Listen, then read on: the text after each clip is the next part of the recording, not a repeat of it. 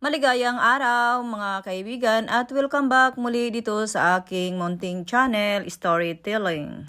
Narito na nga ang ating pinakaaabangan mamaya sa abot kamay na pangarap.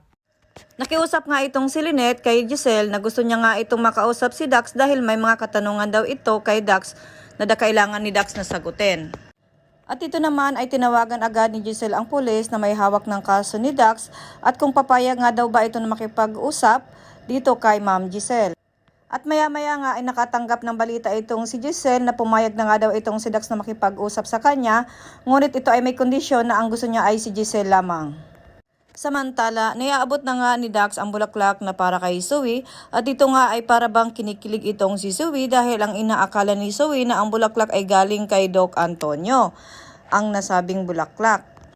Subalit nang dumating naman itong si Dr. Antonio ay tinanong naman agad ito ni Zoe kung sa kanya nga galing itong bulaklak at tinanggi ito ni Doc Antonio at hindi siya daw ang nagbigay ng bulaklak.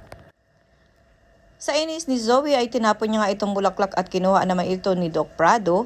Nang makalabas na nga itong si Zoe ay nakita siya ni Dakanay na papuntang parking area kung saan siya palihim na sinusundan ni Dakanay. At kinampronta nito na baka nakakalimutan ni Zoe na may atraso pa ito sa kanya.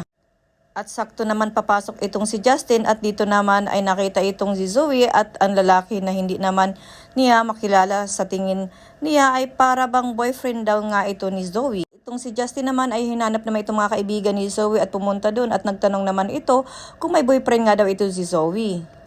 At sinabi naman nila na wala nga itong boyfriend. Pero sinabi nila na kani-kanina lang ay may nagbigay ng flowers kay Zoe. Samantala, dito na nga ay naisagawa na nga ni Moira ang kanyang plano na utusan itong si Ninang na ipaligpit ang kanyang witness.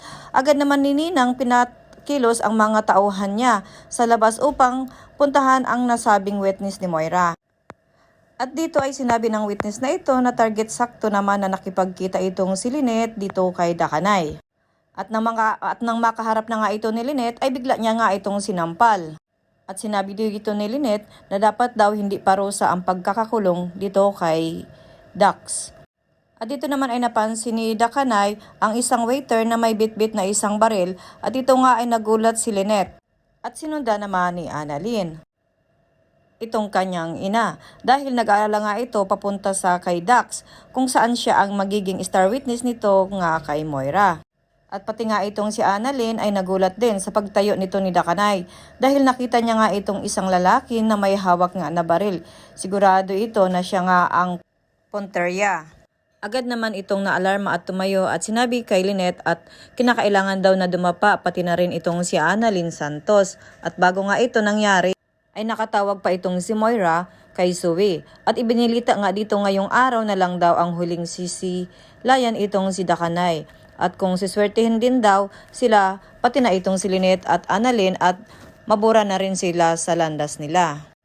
Yan ang ating pakatutukan mamaya. Dito lamang yan sa abot kamay na pangarap. Maraming salamat sa inyong panonood. Bye-bye!